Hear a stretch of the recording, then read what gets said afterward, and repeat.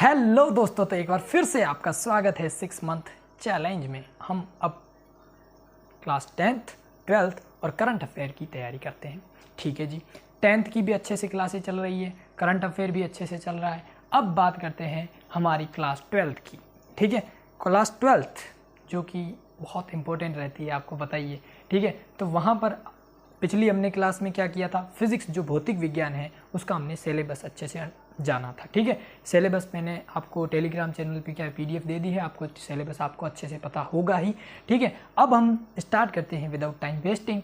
आज जो हमारा चैप्टर नंबर क्लास 12th की मैं बात कर रहा हूँ, क्लास 12th आरबीएसई बोर्ड है ना, विद्युत आवेश तथा क्षेत्र, चैप्टर नंबर 1 इकाई के अकॉर्डिंग अब बात करते हैं। ठीक है, यहाँ तक पहुँचने से पहले हम बात करते हैं क्लास 10th तक हम सब इक्वली पढ़ते हैं। उसके बाद 11th में हम आ गए साइंस स्ट्रीम में। भाई कुछ ना कुछ आपका मैटर रहा होगा कि भाई मुझे आगे जाके इंजीनियरिंग करनी है, या फिर कोई अब जैसे बायो लिए तो डॉक्टर करना है, इस प्रकार से डॉक्टर बनना है, वो रहता है। ठीक है, अब अगर देखिए तो फिजिक्स तो भले वो बायो वाला हो चाहे वो मैथ वाला हो, कॉमन ही है। तो फिजिक्स केमिस्ट्री आपको पता है 12th तक तो वैसे ही चलती ही है। ठीक है, तो अब मैं बात कर रहा हूँ इस विद्युत आवेश तथा क्षेत्र चैप्टर के बारे में। आपको एक कॉपी पेन ले लेना है। पहले आपको जब पढ़ते वक्त आपको सिलेबस पास में रखना है कि भाई मुझे कौन कौन सी चीज़ें पढ़नी है।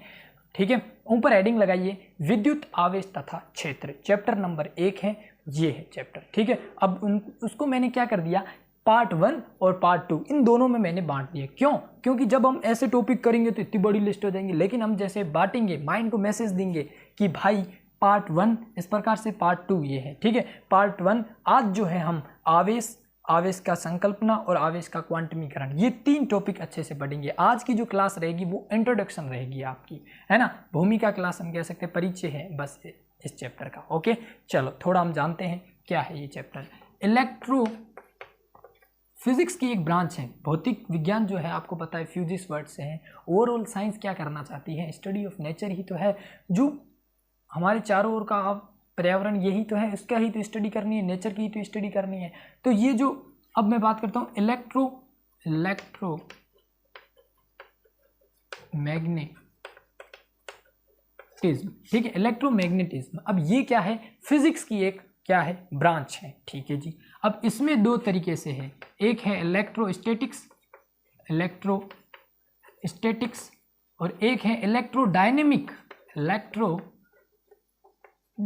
अब नाम से स्पष्ट है, इलेक्ट्रोस्टैटिक्स। अब आपकी जो पहली जो बुक है ना, फिजिक्स की 2 बुक होगी है ना, तो पहली बुक लगभग इसी में ही सिमट जाती है। फर्स्ट बुक जो है ना, फर्स्ट जो बुक है वो इसी में ही कंप्लीट हो जाती है। इसमें क्या क्या है, इलेक्ट्रोस्टैटिक्स और इलेक्ट्रोडायनेमिक। अब इलेक्ट्रोस्टैटिक्स का मतलब क्या हुआ, इसको हिंदी में क्या कहेंगे हम,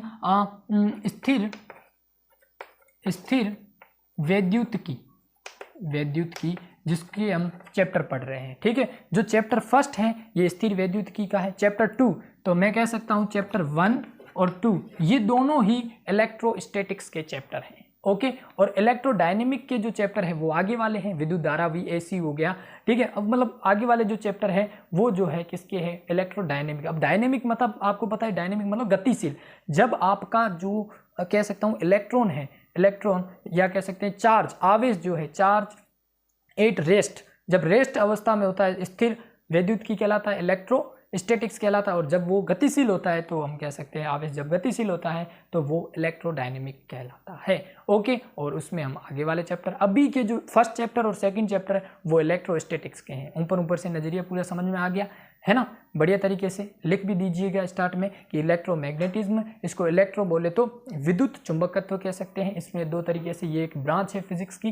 ठीक है, फर्स्ट बुक लगभग पूरे चैप्टर इसी में आ जाते हैं। पहला चैप्टर और दूसरा चैप्टर इलेक्ट्रोस्टैटिक्स का है, जहां पर हमारा चार्ज जो होगा, आवेश जो होगा वो क्या रहेगा, रेस्ट अवस्था में रहेगा, बोले तो स्थिर रहेगा। स्थिर आवेश पर हम चीज़ों को सभी को देखेंगे, है ना। जब इलेक्ट्रॉन का क्या है, आवेश यहाँ पर स्थिर आवेश रहेगा, है ना, आवेश जब स्थिर रहेगा तो वहाँ पर हम पहला और दूसरा चैप्टर देखेंगे। ओके, और गतिशील होते ही आगे वाले चैप्टर देख लेंगे। ठीक है, चलो बढ़िया। अब मैंने पार्ट 1 और पार्ट 2, ठीक है, क्या है आपको इसी प्रकार से बनाने लेनी है। ठीक है, क्या क्या है, पहली चीज है पार्ट 1 में मैंने लिया है क्या, विद्युत आवेश, क्योंकि चैप्टर को मैंने इसी प्रकार यहीं से बांट लिया, विद्युत आवेश पार्ट 1। तो इसमें हम आवेश के बारे में जितनी भी चीज़ें हैं, है ना, क्या क्या है, आवेश क्या है, आवेश की संकल्पना क्या है, आवेश का क्वांटमीकरण, आवेश के मैं कह सकता हूँ मात्रक जितने भी है ना, मात्रक की बात करूंगा, आवेश तथा जो द्रव्यमान में अंतर क्या है, आवेशन जो होता है, आवेशन वो संपर्क द्वारा, मैंने कहा ना चीज़ों को जब रगड़ते हैं, है ना, वो ऐसे रगड़ते तो वो किस प्रकार से घर्षण होता है, चालन द्वारा, घर्षण द्वारा, ये जो संपर्क होती है, इलेक्ट्रॉन का स्थानांतरण होता है, ये है ना, ये जब हम इसको तो हम प्रैक्टिकल करेंगे बढ़िया तरीके से, ठीक है। आवेश संरक्षण नियम क्या है, फिर कूलॉम का नियम बहुत इंपॉर्टेंट है, बहुत बार पूछा भी गया है, हर एग्जाम में लगभग पूछा ही जाता है। कूलॉम का नियम है बहुल आवेशों के बीच बल और अध्यारोपण का सिद्धांत, ये रहेगा हमारा पार्ट 1। ओके, अच्छे से लिख लीजिएगा पार्ट 1। ओके, पार्ट 2 में क्या है, विद्युत क्षेत्र। अब भाई साहब यहाँ तक हमने आवेश को अच्छे से जान लिया, ठीक है। अब आते हैं विद्युत क्षेत्र में, ठीक है। हम बेसिक आज जानेंगे, आज हमारा जो मिशन है, हम कह सकते हैं आज की क्लास में हम 3 चीज़ें जानेंगे। आवेश क्या है, आवेश की संकल्पना, आवेश का क्वांटमीकरण, 3 चीज़ें अच्छे से जानने वाले हैं, ठीक है। विद्युत क्षेत्र की सबसे पहले हम तीव्रता जानेंगे भाई क्या होती है, उसके बाद बिंदु आवेश के कारण विद्युत क्षेत्र की गणना करेंगे, फिर विद्युत क्षेत्र रेखाएं क्या होती है, फिर विद्युत द्विध्रुव क्या होता है, फिर विद्युत द्विध्रुव आघूर्ण जो होता है वो क्या होता है, विद्युत द्विध्रुव, उनके बारे में, फिर विद्युत द्विध्रुव के कारण जो अक्ष निरक्ष या फिर हम कह सकते हैं कोई एक जनरल, हम कह सकते हैं सामान्य आर थीटा पॉइंट जो होगा उस पर हम विद्युत क्षेत्र की गणना करेंगे। फिर आने अगले वाला चीज पूरा कनेक्टेड है, इस चैप्टर को अगर आपने अच्छे से देख लिया तो आगे वाला चैप्टर इसी से कनेक्टेड है पूरा तरीके से, ठीक है। विद्युत क्षेत्र, चुंबकीय क्षेत्र, यही तो आवेश करता है, 2 क्षेत्र ही तो उत्पन्न करता है, ठीक है। तो इस प्रकार से विद्युत ये हो गया बल आघूर्ण को, क्षेत्रफल सदिश को, फिर विद्युत फ्लक्स क्या होता है, और लास्ट में हम जानेंगे गाउस के जो नियम है और उनके अनुप्रयोग, जिससे 100% यहाँ से क्वेश्चन बनता ही है। ओके, तो आपको है ना ज्वाइन तो करना ही है चैनल को, अच्छे से लाइक शेयर और सब्सक्राइब तो करना ही है।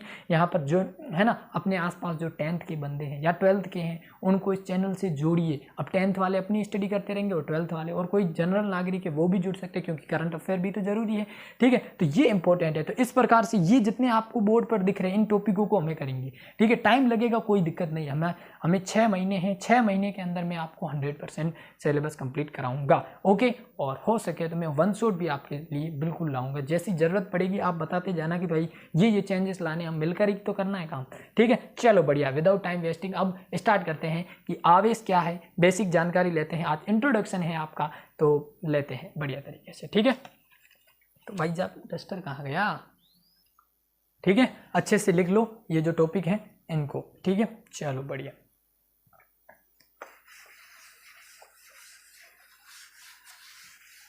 तो पार्ट 1 स्टार्ट कर रहा हूँ मैं, पार्ट 1 और फिर पार्ट 2 करेंगे, ठीक है। जो ये टॉपिक हमने लगाए हैं सब टॉपिक, इनको हम अंदर काम कर दी, इनको अच्छे से जानेंगे। ओके,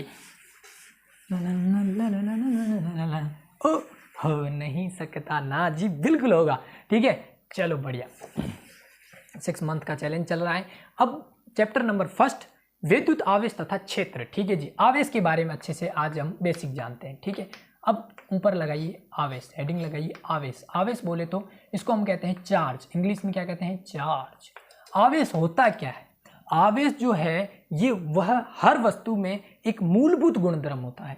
क्या कह सकता हूं मैं, हर वस्तु का मूलभूत गुणधर्म, मूलभूत गुणधर्म बोले तो फंडामेंटल प्रॉपर्टी होती है। क्या कह सकते हैं मैं इसको, फंडामेंटल प्रॉपर्टी। अब यार फंडामेंटल यार बड़े बड़े वर्ड लेके निकल लिया ना जी। फंडामेंटल का मतलब ये हुआ कि मूलभूत गुणधर्म का मतलब ये हुआ कि वो पहले से ही उसमें उपस्थित है, कि हर वह वस्तु जिसमें क्या हो आवेश, मतलब आवेश तो हर एक वस्तु में पहले से ही उपस्थित है। होता है ना कि बाई प्रोडक्ट चीज़ों में उसमें है ही, आप में हम में जितनी चीज़ें दिख रही है हम आवेश पहले से ही उपस्थित होता है। तो हर वह वस्तु जिसमें क्या हो मूलभूत गुणधर्म दर्शाती है, मतलब मूलभूत मतलब उसमें पहले से ही क्या होता हो आवेश होता हो, बस यही आवेश है और क्या है, ठीक है। मूलभूत गुणधर्म किसी वस्तु का, कोई वस्तु है उसका मूलभूत गुणधर्म आवेश कहलाता है। ओके, परिभाषा सुन ली एक बार फिर से, किसी वस्तु का किसी भी हर वह वस्तु कह सकते हैं उसका मूलभूत गुणधर्म, मूलभूत गुणधर्म मतलब उसमें पहले से ही है, वो क्या कहलाता है, आवेश कहलाता है। ओके, कोई दिक्कत ना जी, बढ़िया आगे बढ़ते हैं।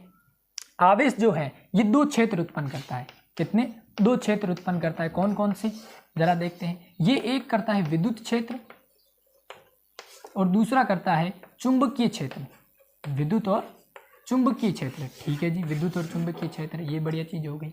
ओके, चलो आगे बढ़ते हैं। आगे क्या बात आई? आगे बात ये आई कि इसमें जो आपने प्रतिकर्षण और आकर्षण ये दोनों का इनका क्या रहता है, जल्दी समझते हैं। एक होता है सजातीय और एक होता है विजातीय। विजातीय, अब ये प्रैक्टिकली फिजिक्स में कहा गया है, बताया गया है, प्रैक्टिकली प्रूव है कि जब पॉजिटिव और पॉजिटिव, नेगेटिव और नेगेटिव, है ना, सजातीय है ना, एक जैसे, जब पास में एक जैसे आ जाते हैं, है ना, फिजिक्स में प्रैक्टिकल में, है ना, ये फिक्स रहता है, तो ये क्या है, पास में आते हैं तो प्रतिकर्षण होता है। क्या होता है? प्रतिकर्षण। बोले तो रिपल्सन, क्या हो जाएगा? रिपल्सन, रिपल्सन होगा। और विजातीय बोले तो प्लस और माइनस, माइनस और प्लस, इनमें क्या होती है प्यार मोहब्बतें, यहाँ कह सकते हैं आकर्षण, है ना। ओके, इनका होता है अट्रैक्शन और ये जो है सहजातीय जो होते हैं उनका होता है प्रतिकर्षण। ठीक है जी, बढ़िया। तो इस प्रकार से हमने ये जान लिया कि भाई सहजातीय और विजातीय इनमें क्या रहता है। ओके, तो आवेश को हमने अच्छे से जाना कि आवेश हर एक वस्तु में पहले से ही उपस्थित मूलभूत गुणधर्म होता है। हर एक वस्तु का मूलभूत गुणधर्म आवेश होता है, उसके क्षेत्र विद्युत क्षेत्र और चुंबकीय क्षेत्र होते हैं। ओके, कोई दिक्कत जी नहीं। ठीक है जी, बढ़िया, आगे बढ़ते हैं। अब आवेश की संकल्पना पढ़ते हैं। क्या है? आवेश की संकल्पना की बात करते हैं। आवेश की संकल्पना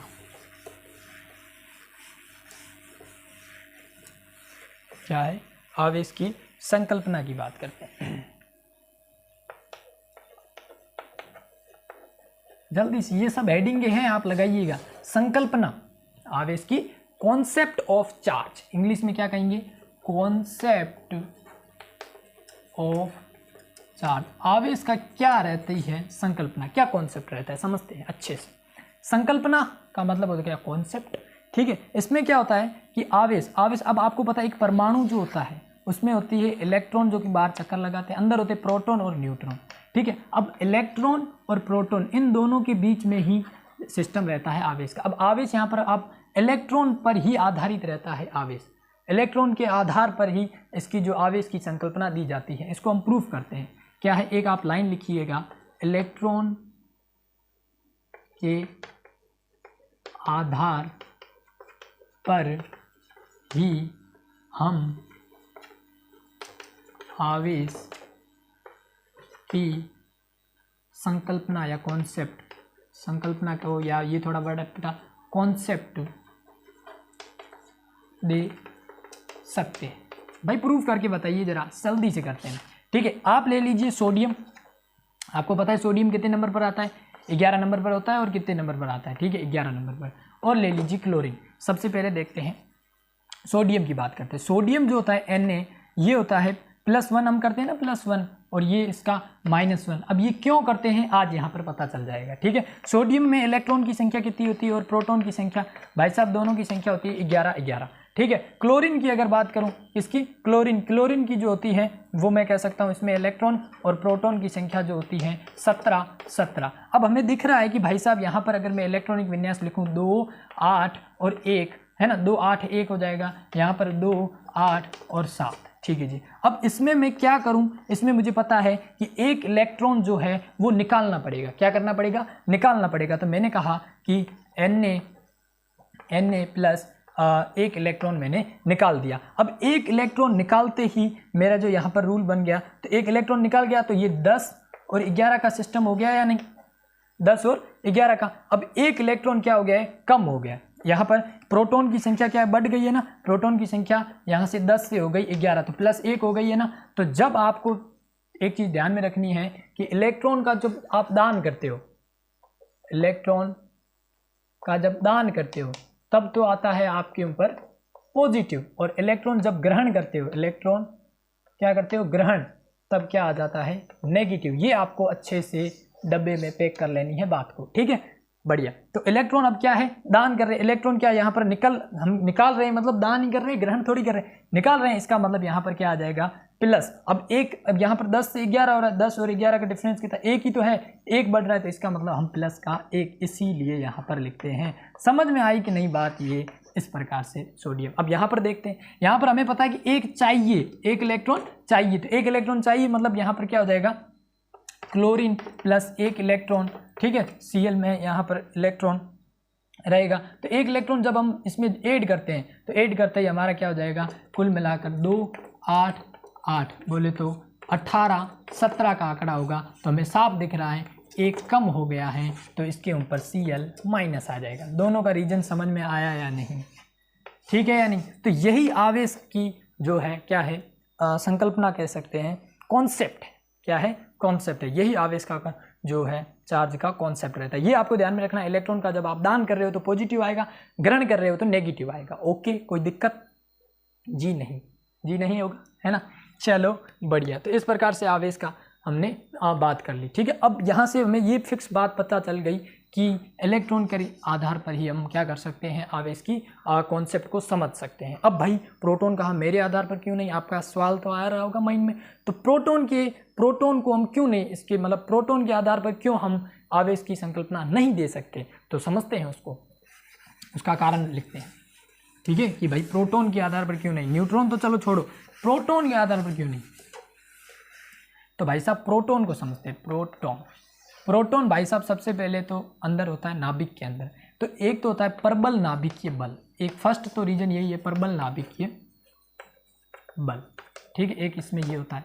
फिर दूसरी चीज अगर मैं कहूँ तो जो प्रोटॉन है, प्रोटॉन का जो द्रव्यमान है, इसका जो द्रव्यमान है वो इलेक्ट्रॉन के जो इलेक्ट्रॉन जो है, इलेक्ट्रॉन उसके और इन दोनों का जो द्रव्यमान में अगर देखें 1837 गुना अधिक होता है, अधिक होता है इसका द्रव्यमान। प्रोटॉन का द्रव्यमान इलेक्ट्रॉन के द्रव्यमान से लगभग 1837 गुना अधिक होता है। तो इसलिए वो अधिक है, तो आदान प्रदान में भी तो तकलीफ होगी, सीधी सी बात है, गुना अधिक है। तो यहाँ पर हम कह सकते हैं प्रो इलेक्ट्रॉन, यहाँ पर इसीलिए हम इसी के आधार पर देते हैं। ओके, कोई दिक्कत? जी नहीं, अब कोई दिक्कत आपको नहीं रही होगी। ओके चलो, तो यहाँ से आपको ये रीज़न पता चल गया कि भाई कैसे। अब ये आवेश की संकल्पना पढ़ ली। अब लास्ट में पढ़ते हैं आवेश के मात्रक, और फिर आवेश, हाँ आवेश का मात्रक तो हमने देखे ही नहीं चीज़ें, चलो आवेश की मात्रकों को जानते हैं, और लास्ट में आवेश का क्वांटमीकरण पढ़ेंगे। और फिर अगली क्लास में हम किसके साथ, तेल कंघे के साथ और अखबार वगैरह उसके साथ प्रैक्टिकल करेंगे। क्या करेंगे? प्रैक्टिकल। अब आते हैं मात्रक पर, आवेश के मात्रकों पर आते हैं। सबसे पहले आवेश को अगर हम समझे, आवेश है क्या, आवेश को पहली बात किससे प्रदर्शित किया जाता है, ये लिख लीजिए। आवेश को प्रदर्शित किया जाता है, या आप लिख लो Q, स्मॉल में Q लिख दो, या आप लिख लो कैपिटल में Q, दोनों में से एक ही लिखना है, ठीक है, लिख सकते हो, कोई दिक्कत ना है। ओके जी, बढ़िया। फिर सेकंड बात करते हैं आवेश के मात्रकों में, ठीक है, आवेश के मात्रकों में आवेश क्या होता है, Q बराबर IT, Q बराबर I इंटू टी, ठीक है, क्योंकि I धारा जो होते हैं वो आवेश प्रवाह की दर होती है, आवेश प्रवाह की दर धारा कहलाती है। तो Q बराबर IT हो गया या नहीं, ठीक है, ये Q क्या है, आवेश है, I यहाँ पर धारा है, ये समय हो गया, ठीक है। अब यहाँ पर आवेश का अभी मात्रक निकाल के देते हैं। धारा का मात्रक होता है एम्पियर, क्या है, एम्पियर, और समय का आपको पता है सेकेंड होता है, ठीक है, क्या होता है, सेकेंड। तो ये आपको निकल के आ गया, एम्पियर इंटू सेकेंड आवेश का क्या हो जाएगा, मात्रक हो जाएगा। अब SI मात्रक, CGS मात्रक, ये जो जितने भी मात्रक हैं उनको भी हम अच्छे से देख लेते हैं, ठीक है, चलो देखते हैं। तो अब मात्रक देखते हैं हम। SI मात्रक जो होगा किसका, आवेश का SI मात्रक होता है कूलम, पहली चीज़ ये आपको नोट कर लेनी है, कूलम। दूसरा CGS मात्रक की अगर मैं बात करूँ, CGS जो मात्रक होता है वो होता है स्टेट कूलम। क्या होता है, स्टेट कूलम। और एक कूलम में कितने स्टेट कूलम होते हैं, 3 × 10⁹ स्टेट कूलम होते हैं, स्टेट कूलम होते हैं, ठीक है जी।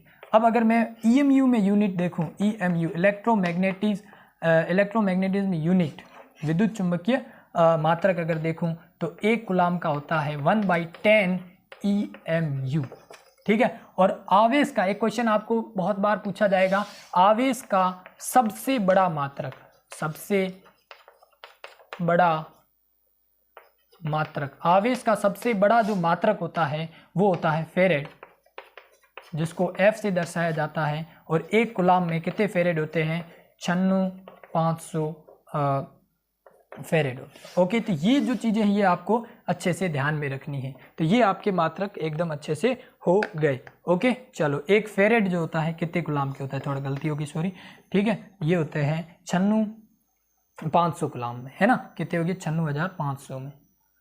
चलो बढ़िया, ये हो गया। अच्छे से हमने SI यूनिट जान ली, CGS यूनिट जान ली, EMU जान ली। सबसे बड़ा मात्रक जो है आवेश का सबसे बड़ा मात्रक फेरेड होता है और एक फेरेड होता है 96,500 गुलाम के बराबर। और कोई चीज़ नहीं रही, है ना, बढ़िया तरीके से हो गई। चलो बढ़िया, अब थोड़े अन्य मात्रक जानते हैं, और मात्रक जानते हैं वही माइक्रो, नैनो, पिको, डीलो, पीडो, टीलू, मीलू, मीलू, ठीक है। आवेश के कुछ और मात्रक जिसको आपको यूज में लेना है, ठीक है। आवेश के अन्य मात्रकों को हम देखते हैं। आवेश के अन्य मात्रक, आपने माइक्रो, नैनो, पिको और मिली, इन तीनों का आपने नाम सुना होगा। माइक्रो जो होता है, अगर मैं कहूँ एक माइक्रो, फिर एक नैनो, एक पिको, एक मिलो, माइक्रो है वो इस प्रकार से दिखता है माइक्रो, और नैनो N से होगा, ये पिको इससे, और ये M से होगा, ठीक है। अब यहाँ पर इसमें C लिख दो, यहाँ पर C लिख दो, यहाँ पर C लिख दो। C गुलाम का ये, और क्या है, एक मिली गुलाम। एक माइक्रो गुलाम जो होता है वो होता है 10⁻⁻6 गुलाम के बराबर होता है, ठीक है। और 1 नैनो क्या हो जाएगा, 10 की पावर कितनी हो जाएगी यहाँ पर -9। फिर अगर मैं कहूँ 10 की पावर -12, फिर अगर कहूँ उल्टा सिल्टा तो नहीं हो गया ना, 10 की पावर, ठीक है, बिल्कुल रेडी है, कोई दिक्कत नहीं है, ठीक है। तो एक मिली गुलाम जो है वो होगा 10 की पावर -3 गुलाम, ठीक है। तो इस प्रकार से एक मिली गुलाम कितना होता है, 10 की पावर -3। ये आपको अच्छे से ध्यान में रखना पड़ेगा, ये आपको क्वेश्चनों में देखने को मिलेगा। आपको ऐसे दे देगा एक माइक्रो गुलाम में, ठीक है ना। तो जब हम गुलाम नियम पढ़ेंगे, इससे रिलेटेड क्वेश्चन करेंगे, तब ये वाला क्वेश्चन आपको आएगा। तो आपको माइक्रो की वैल्यू नहीं पता होगी। माइक्रो होता है 10 की पावर -6, और गुलाम का C का C रहेगा, C का C, C का C, C का C। बस मिली का मतलब 10 की पावर -3 होता है, और ये तीर का निशान है, माइनस मत समझ लेना, ठीक है। चलो, तो ये आपको अच्छे से मात्रकों को ध्यान में रखना है। और आवेश जो है इनका हमेशा सदिश बीजगणित योग होता है, ये आपको ध्यान में रखना है। सदिश बीजगणित होता है, बीज गणितीय योग होता है, बीज गणितीय योग होता है। ये भी हमने बात अच्छे से जान ली। बस यही है आवेश के मात्रक जिनको हमें अच्छे से जानना है। ओके, कोई दिक्कत ना जी, बढ़िया, ओके, कोई दिक्कत ना। अब आगे बढ़ते हैं, अपने लास्ट टॉपिक पर आते हैं कि आवेश की जो आवेश का क्या हम करेंगे, क्वांटमीकरण। आवेश के क्वांटमीकरण को समझते हैं।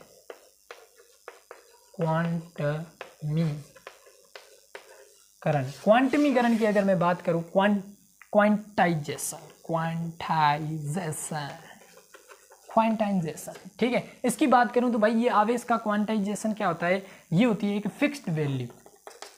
एक फिक्स्ड वैल्यू मतलब ऐसे नहीं कि भाई हम कहते हैं ना कि भाई आधा, ऐसे आधा वाधा कुछ नहीं, फिक्स मतलब एक का मतलब 1, 2 का 2, 3 के बाद 4 आएगा, ऐसे नहीं कि 3.5, 3.6, ऐसे कुछ नहीं, फिक्स्ड वैल्यू होगी, ठीक है। आपको तो एक फॉर्मूला, बस इससे रिलेटेड क्वेश्चन क्या होता है, आवेश जो है Q बराबर N × E, ये आपको एक फॉर्मूला अच्छे से लिख लेना है। एक तो चीज़ ये कर लो, यहाँ पर ये जो है आवेश है, ठीक है, और यहाँ पर N जो है स्थानांतरित इलेक्ट्रॉनों की संख्या है, स्थानांतरित इलेक्ट्रॉन की संख्या है, और E जो है आपको पता है इलेक्ट्रॉन पर आवेश, इलेक्ट्रॉन पर आवेश जो आपको पता ही है कितना होता है, 1.6 × 10⁻⁻90 गुलाम। ये अच्छे से लिख लीजिएगा, ओके, कोई दिक्कत। प्रोटॉन और इलेक्ट्रॉन, अगर मैं बात करूं इलेक्ट्रॉन पर आवेश, ठीक है, और प्रोटॉन किस पर, प्रोटॉन पर आवेश क्या होता है, इलेक्ट्रॉन पर होता है माइनस का 1.6 × 10⁻⁻90 गुलाम, और इस पर होता है प्लस का 1.6 × 10⁻90 गुलाम। प्रोटॉन पर आवेश होता है प्लस का 1.6 × 10⁻⁻ 90 कूलम। ये आपको अच्छे से चीज़ें ध्यान में रखनी है। क्वेश्चन कैसे पूछेगा? क्वेश्चन आपको स्थानांतरित इलेक्ट्रॉन की संख्या पूछ सकता है, आवेश का पूछ सकता है, या फिर ये इस प्रकार से। तो ये n जो है ये आपको क्या रखना है, n बराबर पूर्णांक करेंगे, है ना, n बराबर पूर्णांक करेंगे, मतलब आप तो कह सकते हो यहाँ पर जो आंसर आएगा प्लस माइनस Ne स्थानांतरित इलेक्ट्रॉनों की संख्या हो जाएगा, और ये आपको जी 1 2 3 ऐसे ही मिलेगी। ओके, कोई दिक्कत जी नहीं? ओके, बढ़िया। तो जब हम कोई भी वस्तु है उसके अंदर हम इलेक्ट्रॉन का क्या करते हैं, स्थानांतरित करते हैं। अब मैं रगड़ू चीज़ों, देखो इस चीज़ को समझो, क्वांटमीकरण का यही मतलब है, जब इलेक्ट्रॉनों का स्थानांतरण, जब हम एक चीज़ को दूसरी चीज़ से रगड़ते हैं तो इलेक्ट्रॉन का जो आदान प्रदान हुआ, स्थानांतरित हुए हैं, ठीक है, तो उनकी जो संख्या निकालनी है, तो ये निकल गया, आवेश आ जाएगा ये, और ई इलेक्ट्रॉन पर आवेश 1.6 × 10⁻⁻90 कूलम। क्या हाल चाल ब्रो? ओके, सबसे बढ़िया, ठीक है जी। तो इस प्रकार से हमने आज अच्छे से जाना क्या, पहले पार्ट 1 पार्ट 2 बांटे लिखे, और फिर हमने सबसे पहले तो ये समझा कि इलेक्ट्रोमैग्नेटिज्म में इलेक्ट्रोस्टैटिक्स, इलेक्ट्रोडायनेमिक। इलेक्ट्रोस्टैटिक्स के 2 चैप्टर है, पहला और दूसरा हमारा फिजिक्स की फर्स्ट बुक का, और फिर इलेक्ट्रोडायनेमिक मतलब गतिशील हो जाएगी, वो आगे वाले चैप्टर होंगे। हम इलेक्ट्रोस्टैटिक्स पढ़ रहे हैं जहाँ पर आवेश जो है स्थिर अवस्था में रहता है, स्थिर आवेश रहता है, ठीक है, दोनों चैप्टरों में। और हमने स्टार्ट किया सबसे पहले जाना आवेश के बारे में, फिर आवेश की संकल्पना, मात्रकों के बारे में जान के आवेश के क्वांटमीकरण को समझा, और यहाँ से एक न्यूमेरिकल बनता है, न्यूमेरिकल 100% बनने के चांस रहता है, ये इम्पोर्टेंट जगह है, ठीक है। तो Q बराबर NE, ठीक है। अब आपको मान लो N निकालना है तो क्या हो जाएगा, Q/E कर दो। ये तो आपको सिंपल, आपको पता ही है भाई, मैथमेटिशियन हो, है ना, इतना तो आपको पता ही होगा। मैथमेटिक्स ली हुई है, बायो ली, कोई दिक्कत नहीं, इतना तो बेसिक आपको पता ही होगा। ओके, चलो बढ़िया। तो इस प्रकार से आज की क्लास हो गई कंप्लीट। क्लास 10th 12th वाले क्या हाल चाल? सबसे पहले अपने आसपास के जितने भी 12th वाले हैं, PCM हो चाहे फिजिक्स, क्योंकि फिजिक्स केमिस्ट्री तो कॉमन है, भला आप बायो वालों को जोड़ सकते हो, कोई दिक्कत ना, ठीक है, तो जोड़ दीजिएगा, और सब बढ़िया मस्त। तो ये लास्ट में यही कहना है कि आगे की जो क्लास होगी वो प्रैक्टिकल के साथ स्टार्ट होगी, क्योंकि हम तेल गंगा वगैरह वो ला के प्रैक्टिकल रगड़ने वाला आवेशन के बारे में जानेंगे, ठीक है। तो इस प्रकार से आज की क्लास हो गई कंप्लीट। चैनल को लाइक शेयर और सब्सक्राइब शायद आप करते बिल्कुल होंगे, ओके, लाइक शेयर और सब्सक्राइब 10 है, ओके। और लास्ट में क्या कहना है, हैव अ नाइस डे। जय हिंद, जय भारत।